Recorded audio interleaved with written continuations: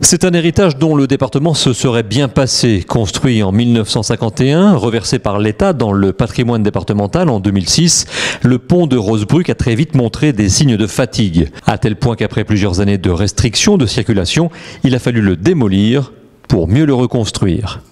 Un investissement lourd, 4 700 000 €, entièrement supporté par le département, pour un chantier spectaculaire. En raison de l'environnement du pont, il enjambe des voies ferrées.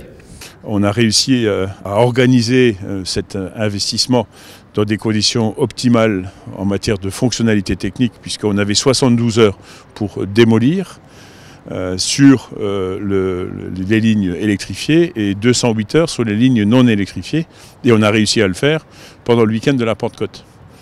Et ensuite, il fallait reconstruire sur des voies ferrées qui acceptent 300 trains par jour. Malgré cette complexité, toutes les parties prenantes dans le dossier, services départementaux, SNCF, entreprises du BTP, ont réussi le tour de force à boucler le chantier en un temps record, 7 mois, soit un de moins que le délai initialement prévu. Pour les automobilistes du secteur, comme pour les commerçants, c'est un ouf de soulagement.